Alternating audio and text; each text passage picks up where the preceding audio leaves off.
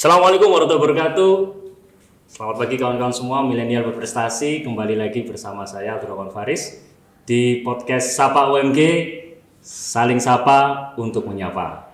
Kawan-kawan semuanya, alhamdulillah semoga kawan-kawan semua dalam keadaan sehat walafiat. Hari ini kami kehadiran tamu istimewa sekali.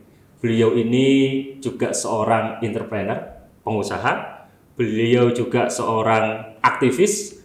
Beliau juga seorang dokter dan beliau juga seorang politisi. Pasti kawan-kawan semuanya sudah tahu siapa yang kemudian hadir pada podcast Sapa UMG hari ini. Siapa? Kalau bukan lagi Dr. Ali. Assalamualaikum Pak Dokter. Waalaikumsalam warahmatullahi wabarakatuh. Oke, gimana kabarnya Dok? Sehat? Alhamdulillah hari ini sehat. Sehat ya? Sehat. Wah, luar biasa. Di tengah kesibukan yang sangat luar biasa ini, apa nih Dok? Resep yang bisa diberikan untuk teman-teman biar selalu sehat bugar nih Dok? Yang penting makanan sehat, olahraga. Olahraga, makanan sehat, olahraga. Kawan-kawan ya yang suka rebahan dan sebagainya, olahraga itu menjadi penting. Ini saya manggilnya apa nih Dokter? Pak, Mas atau Bebas kayaknya. bebas kayak. Bebas ya. Soalnya semuanya ada soalnya ini ya. Soalnya ada. Oke, kawan-kawan pasti sudah mengenal kan Dokter Alif ini siapa? Beliau seorang pengusaha juga, beliau juga seorang politisi juga. Bahkan beliau ini saya baru tahu bahwasanya beliau ini sekarang itu juga senang sekolah gitu ya. Saya nggak tahu makna senang sekolah ini kenapa, karena saya melihat gelar akademik beliau ini luar biasa. Baru lulus dari UMG, betul Pak? Betul. Beliau baru lulus dari UMG jurusan Magister Manajemen. Betul. Luar biasa. Jadi ini pendidikannya mulai dari apa saja Dok? S1 dokter, S1 dokter, S2 Magister Kesehatan, Magister Kesehatan, yaitu di Manajemen Administrasi Rumah Sakit. rumah sakit. Terus kemudian kemarin UMM ini di Magister Pascasarjana Manajemen. UMG. Oke. Kemudian yang sekarang lagi proses Sempro di MHP, MHP. Magister Hukum Pembangunan. Hukum Pembangunan. Di UNER. Di UNER. 4 ya. Wih, bayangkan tesis 2 kali. 2 kali dalam satu waktu ini gimana? Nggak pecah itu sebenarnya. Sebenarnya enggak, karena akan lebih santai. Santai, Lebih santai. Karena fokusnya sudah. Karena saya prinsip hidupnya hidup santai. Itu hidup santai. Alhamdulillah.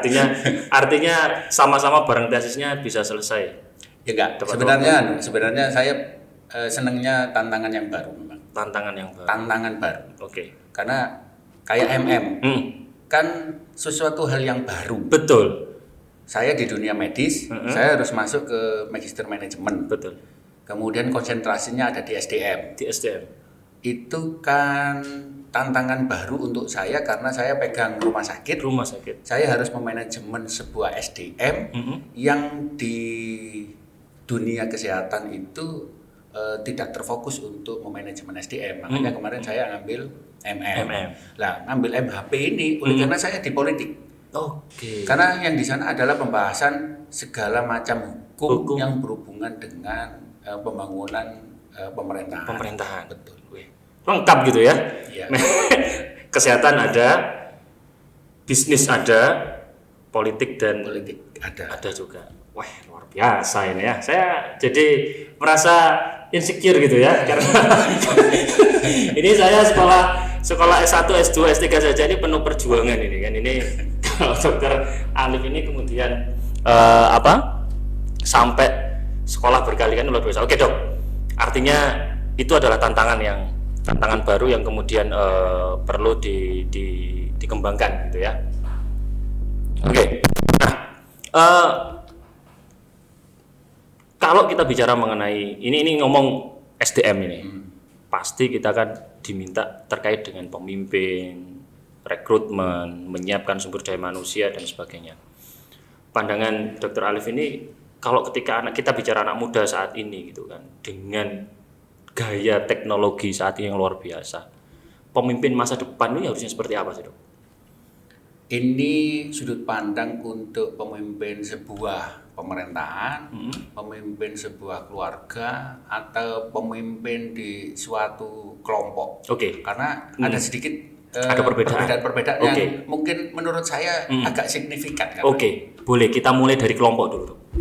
Kalau Kalau kelompok berarti dalam satu sisi kayak saya sebuah perusahaan. Itu saya anggap sebuah kelompok. Mau perusahaan, mau partai politik, agak sedikit berbeda, tapi pandangannya sama, cara memimpinnya. Yaitu harus agak sedikit tidak boleh letterlek untuk bahwa yang benar itu pemimpinnya. Oke. Harus cari tahu apa permasalahanmu, mana yang harus diselesaikan. Tapi harus wajib punya ilmu. Kenapa? Agar kita tidak memutuskan sesuatu itu mengikuti apa yang mereka mau. Apa yang diinginkan sendiri pribadi gitu maksudnya. Enggak, apa yang mereka inginkan itu kan pada waktu kita ke bawah menanyakan apa yang kamu inginkan. Saya menginginkan ini. Oh ya sudah. Tapi kan harus kita kembalikan ke pemimpin dulu untuk decision makernya. Decision makernya harus memikir dulu bahwa apa yang diminta ini seperti apa akibatnya, kemudian harus diselesaikan seperti apa. Itu harus punya ilmu. Itu makanya saya senang kuliah oleh karena kadang-kadang di kuliah itu ada sesuatu hal yang memang baru. Otak pribadi saya itu harus ada sesuatu yang baru. Kalau tidak akan dalam satu sisi kita akan mengikuti permintaan yang ada di bawah. Kadang kalau kita selalu mengikuti apa yang diminta dari bawah, nggak akan pernah sampai ke tujuan. Nggak selesai. Tujuan dari kelompok ini tadi nggak sampai karena setiap kelompok gitu ya? Karena kelompok ini pasti punya tujuan. Siap. Organisasi pasti punya tujuan. Lah itu nggak boleh. Kamu minta apa? Tapi akan nggak sampai ke tujuan. Tujuannya. Betul. Karena kepentingannya juga banyak juga. Gitu. Betul. Itu kalau kita bicara mengenai pemimpin baru di kelompok. Kalau dari politik, wah ini agak sedikit sensitif. Kalau ngomong politik ini biasanya anak muda itu saya nggak tahu, milenial berprestasi mudah-mudahan mengikuti juga gitu ya. Artinya politik dan sebagainya juga sebagai khasanah kita juga gitu kan, dan penting sekali juga untuk kita. Kalau kita bicara mengenai pemimpin masa depan dari sudut pandang politik seperti apa? Kalau sudut pandang politik seperti saya, yang penting itu punya prinsip. Politik ini jangan terlalu alergi oleh karena harus dan wajib kita pemuda, apalagi pemuda yang baik, itu harus masuk ke politik. Gitu ya. Jangan sampai politik ini diisi sama orang-orang yang tidak baik. Bukan karena saya merasa baik, tidak, tapi politik ini harus diisi oleh orang-orang baik. Kenapa? Karena segala hal tentang kehidupan, pemerintahan, kesejahteraan dan lain-lain itu ditentukan oleh politik. Kenapa? Karena produk hukum itu adalah produk politik. Mau perda sampai undang-undang semuanya pasti digedok oleh orang-orang politik. Kalau orang-orang politik ini diisi oleh orang-orang tidak baik, ya nggak baik juga. Wassalam. Wah, luar biasa. Wassalam. Jadi anak muda juga jangan takut ya dengan politik berarti kan? Bukan jangan takut, wajib masuk politik kalau menurut saya. Wajib masuk politik. Kalau pengen merubah kehidupan bangsa ini, kalian wajib masuk politik. Karena melalui politik itu kita mampu untuk menghasilkan hukum-hukum yang baik, betul. Aturan-aturan kebijakan yang baik. Kesejahteraan masyarakat itu bisa di sana. Di politik. Kita kasih mari berpikir contoh saja. Kalau kalian bergerak hanya di pergerakan, demo dan lain-lain,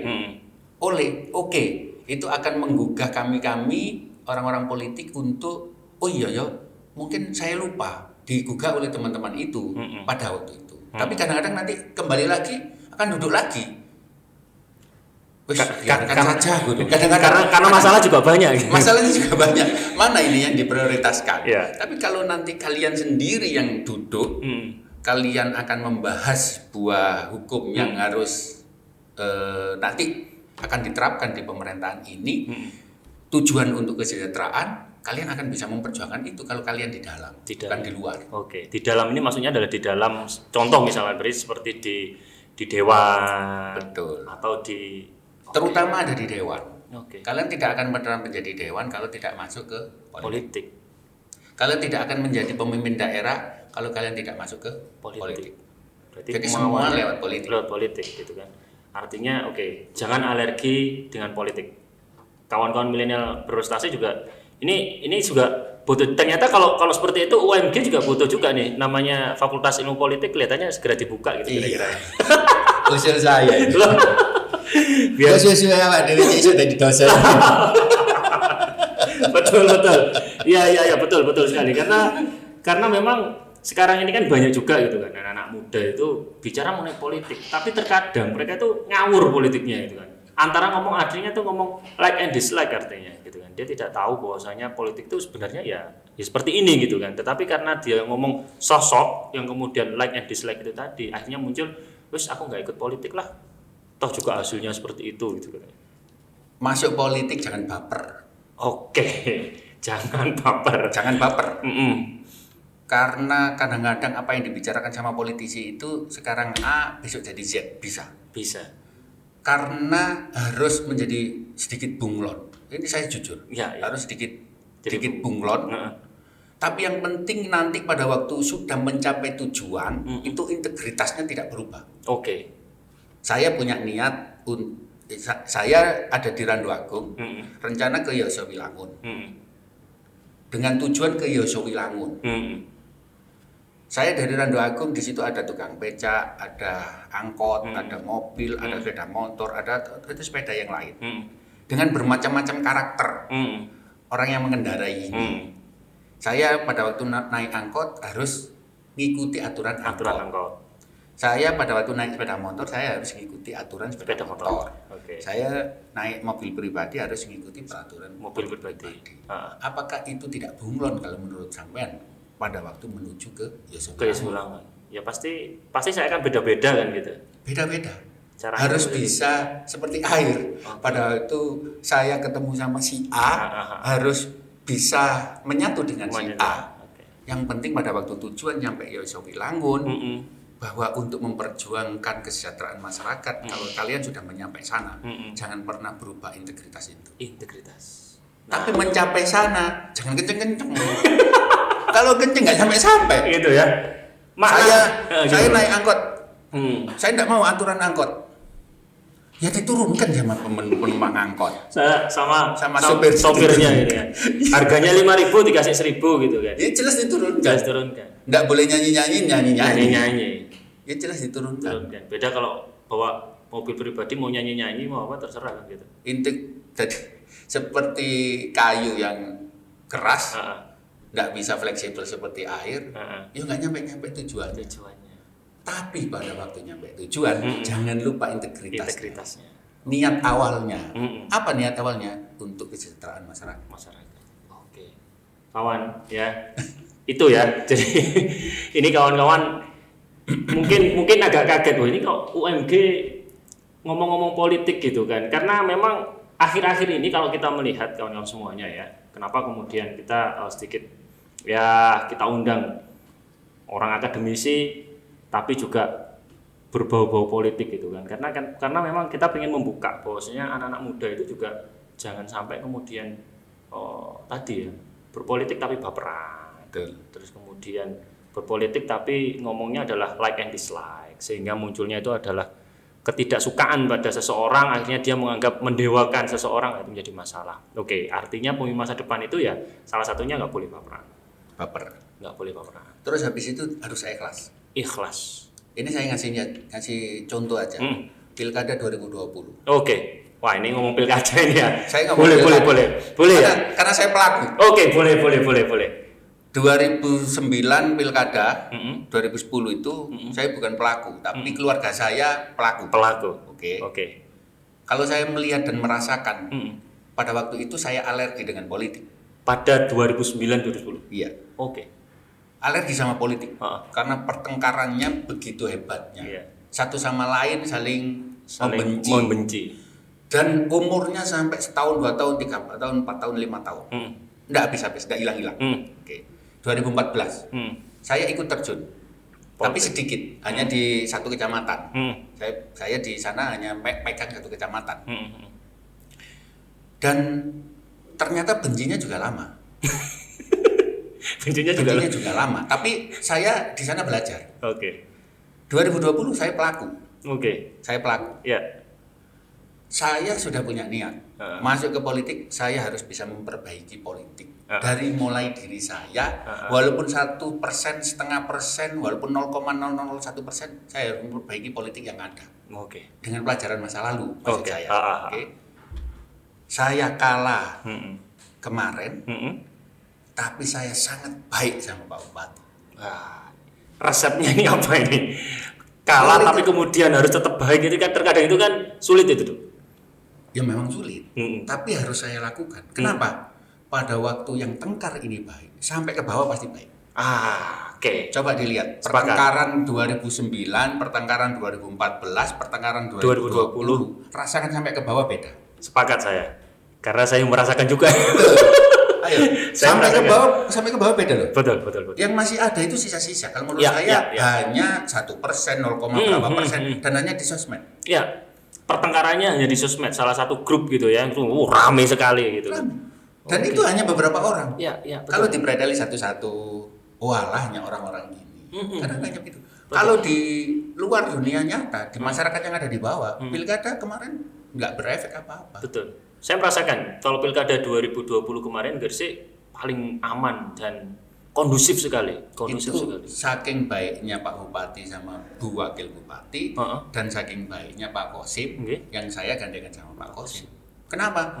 Karena pilkada itu hanya pertandingan, yang paling luas adalah bagaimana masyarakat ini jangan sampai bertengkar. Ikhlas kota-kotinya. Betul. Jangan baperan, kudu ikhlas. Ya, ini politik yang harus dilakukan itu ya. Karena kalau saya melihat Dr. Alif ini juga yang merelakan gitu kan, awalnya menjadi anggota DPRD, betul ya, anggota DPRD Dewan, kemudian masuk ke calon wakil bupati, kemudian gagal kan gitu kan. Artinya gagal bukan berarti baper lagi gitu kan, tetapi kita juga harus bicara mengenai bagaimana masyarakat dan sebagainya biar nggak bertengkar dan sebagainya. Saya ditanyain beberapa wartawan pada waktu itu, Dok, bagaimana setelah kalah pilkada? Ke depan mau bagaimana, Dok? Saya akan benar-benar mendukung Pak Bupati. Kenapa? Partai Gerindra ini, karena saya ketua Partai Gerindra. Oke. Partai Gerindra dan saya pribadi pasti akan mendukung Pak Bupati. Kenapa? Karena musim COVID ini kalau tidak bersama-sama tidak akan pernah bisa. Betul. Hanya bersinergi. Karena kesulitan. Karena segala hal ini, semua lini sulit. Maka harus kolaborasi bersama untuk tetap bahwa Kabupaten Gresik ini harus lebih baik. Lebih baik, betul. Komunikasi dengan Pak Bupati sampai saat ini berarti bagus juga nih? Bagus. Oke, wah kapan-kapan kita undang juga beliau. Betul.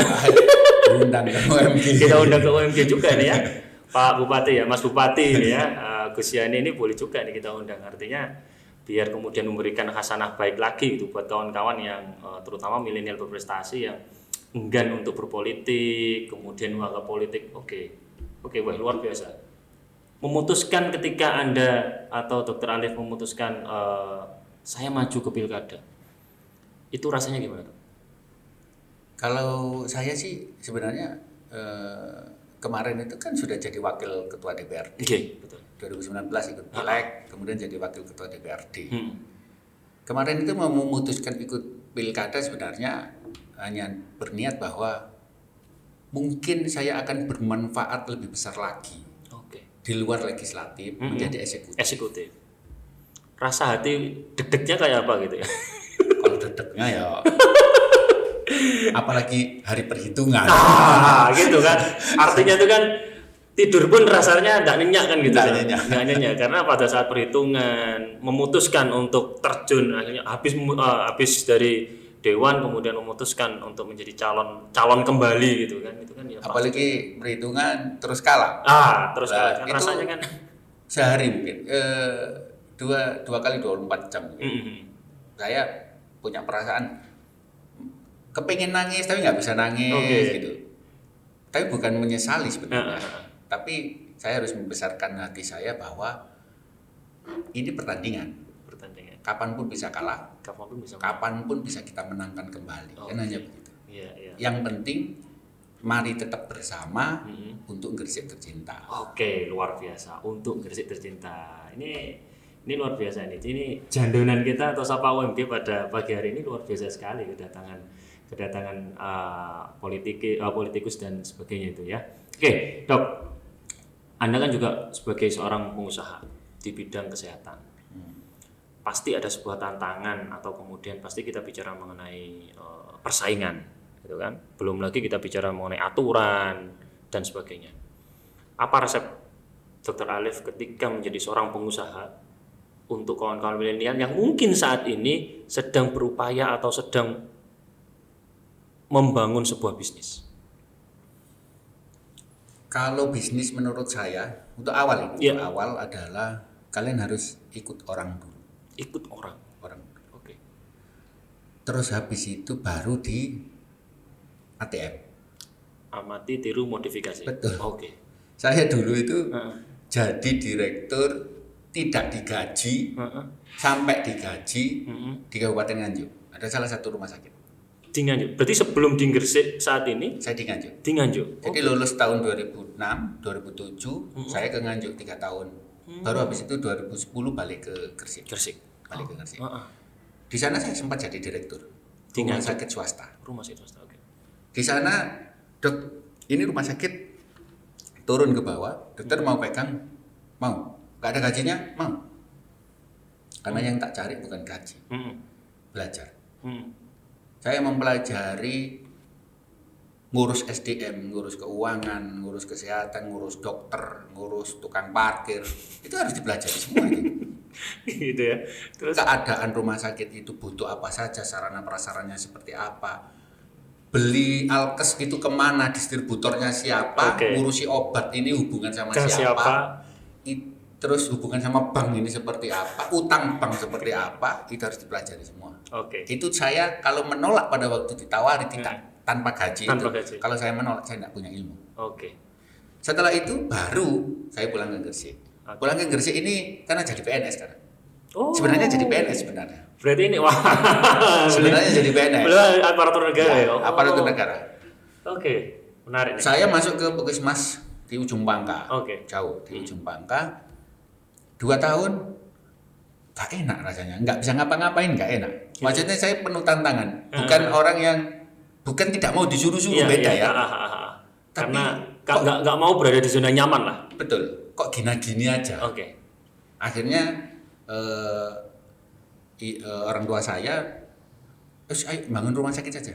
Habis itu bikin rumah sakit itu, saya keluar dari PNS, kemudian jadi direktur rumah sakit. Di rumah sakit. Segala hal tentang rumah sakit saya itu berasal dari ATM tadi. Dari Nganjuk. Betul. Mau perizinan yang dari awal sampai detik terakhir, terus kemudian saya harus memodifikasi seperti apa, belajarnya dari sana. Ternyata tidak cukup. Terus? Sekali lagi, ternyata tidak cukup. Saya buka itu 2014. Oke. Kalau tidak salah 2013-14 itu awal, saya mau masuk mimpin, kok agak sedikit ribet ya. Mau bikin itu juga sedikit, bikin rumah sakit itu juga sudah ribet ya. Tapi dari hasil itu ternyata tidak cukup. Maka saya sekolah S2 kesehatan. Magister kesehatan tentang manajemen administrasi rumah sakit. Oke. Dari sanalah bahwa kolaborasi antara pengalaman dan ilmu pengetahuan dari sekolah itu wajib. Oke, ini kawan-kawan ya, didengar ini luar biasa ini ya. Jadi pengalaman saja nggak cukup tanpa adanya Nggak cukup. ilmu gitu ya. Nggak cukup. Oke, lanjut dong. Dari situ. Itu sama dengan sudut pandang politik tadi. Oke. Pemimpin Heeh. kalau tanpa sekolah Heeh. hanya sebuah pengalaman, Heeh. nonsen, dibujui tok. Dibujuk itu. Bahasa saya, kalau bahasa saya dibujui tok. Itu. Nah, Oke. setelah rumah sakit berjalan, saya sekolah. Dari sekolah itu ilmunya saya terapkan pada waktu saya menjabat jadi Direktur di rumah sakit. Dari ilmu itu banyak sekali. Sampai detik ini, kemudian kemarin ngurusi SDM ini nggak gampang. Makanya saya kemarin ditawari sama UMG untuk sekolah. Untuk Dok, sekolah. nggak kuliah.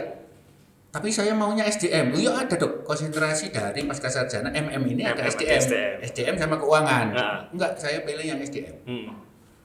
Saya dapat ilmu SDM dari UMG ini. Sangat masuk untuk diterapkan di rumah sakit. Di rumah sakit saya. Bukan hanya di rumah sakit sebenarnya. saya sebagai ketua partai, saya di sebuah organisasi, saya di rumah sakit, saya di keluarga pun, semua punya manfaat. Karena saya baru tahu ada pemimpin yang transformatif. Betul. Pemimpin transformatif seperti apa? Pemimpin yang otoriter seperti apa itu kan dibahas semua. Di dalam sumber daya manusia. Betul, dibahas semua. Untuk yang tipe A ini harus seperti apa? Ngurusi orang yang tipe A seperti apa? Artinya ngurusi orang yang tipe B seperti apa? Beda-beda cerita ini nih. Betul. Kalau itu tanpa ilmu tidak bisa. Oke. Yang penting kita tahu ilmunya. Tapi dengan pengalaman, yang penting dikolaborasi, hasilnya pasti akan lebih sempurna daripada hanya pengalaman saja. Oke. Pengalaman sekolah dan sebagainya. Makanya ya nggak salah kalau Dokter Alif ini akhirnya hobi sekolah kan gitu. Tapi jangan sudut pandang titel atau hobi sekolahnya ya. Karena boleh tanya sama UMG ya. Iya. Tanya sama Pasca. Iya. Saya tidak konsentrasi itu hanya pada waktu pilkada. Loh, enggak konsentrasi. Kan jenengan kan yang nawarkan, Dok.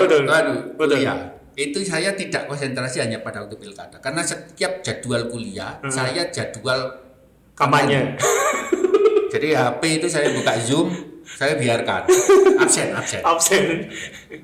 Itu semester 1. Setelah semester berikutnya, saya setelah pilkada, saya aktif. Tanya sama semua dosen, saya aktif. Betul.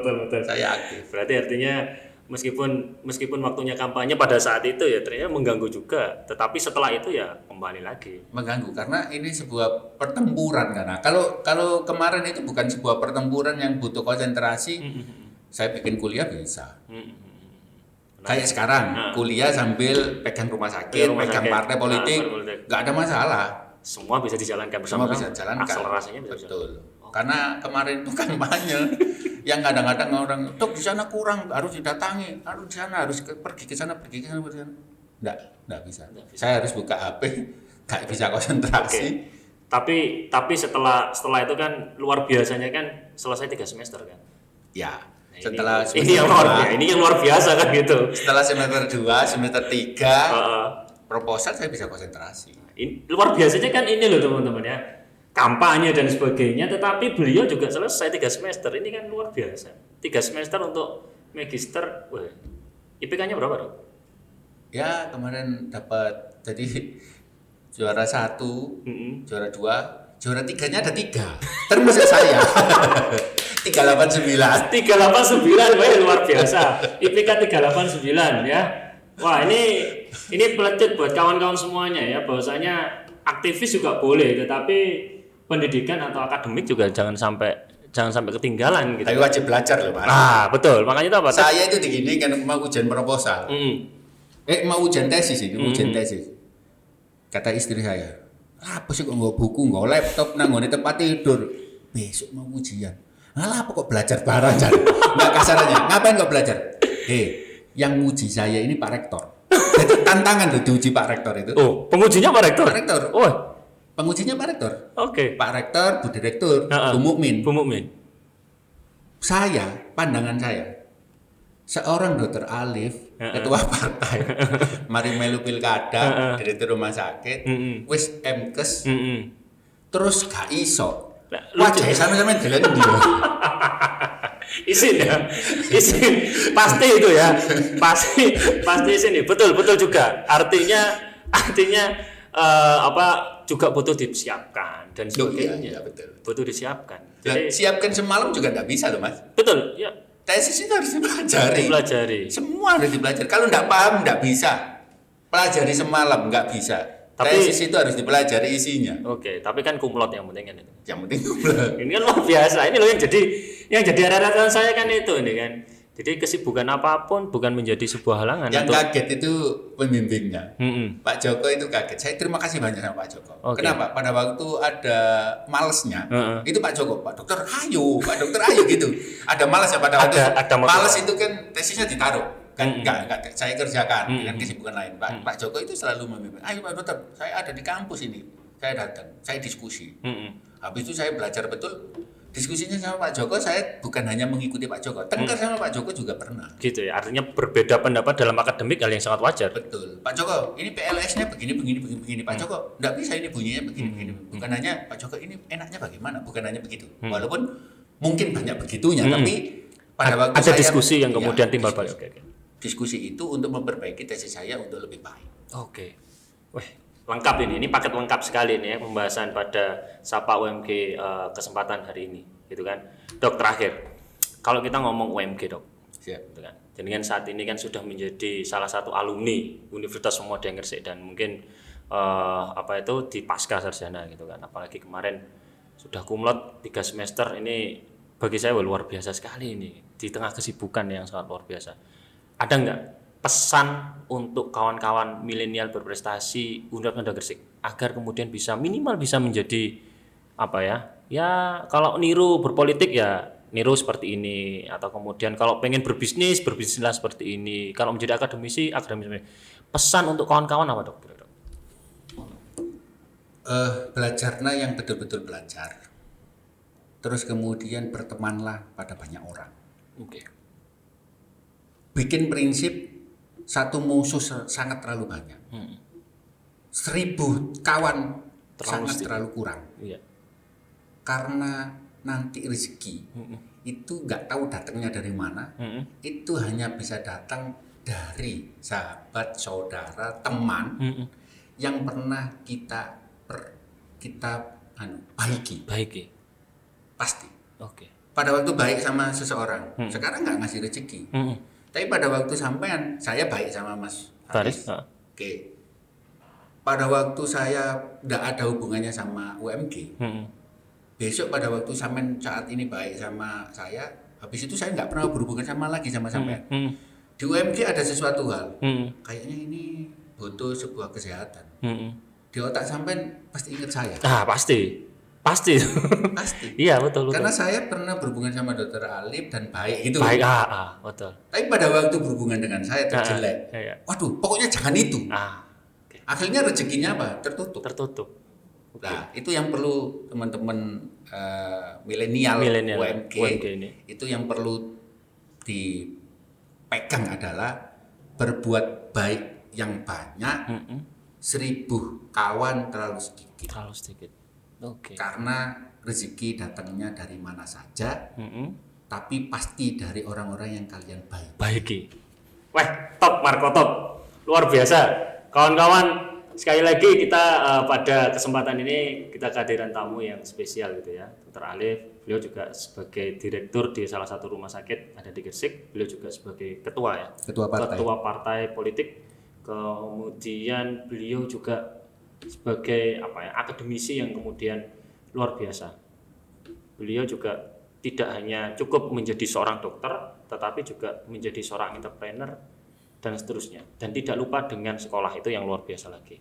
Terima kasih kawan-kawan semuanya. Terima kasih, Dok. Terima kasih banyak, Mas. Hari ini sudah berkesempatan hadir di Sapa UMG. Terima kasih banyak. Sehat saya diundang ke UMG.